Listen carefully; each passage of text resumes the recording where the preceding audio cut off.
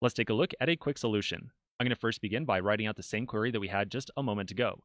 I'm going to select the average price, and I'm going to rename that column to as AVG_price from phones, and I want to group by all the different manufacturers.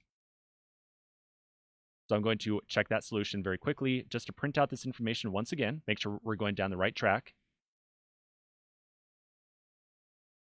All right, there we go. So that's our output. It is not yet correct, but we'll fix it up in just a moment. So we've got the average price column, and we've got all the values in there. So now we want to take the result of this query and run a query on top of it. So we're going to wrap this with parentheses. I'm going to do a little bit of reformatting as well.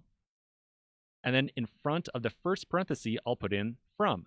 So we're saying that we want to use the result of this query right here as the source of data. Now don't forget, whenever we use a subquery inside of a from, we have to apply an alias to it. So I'll apply an alias of as P, P being short for prices.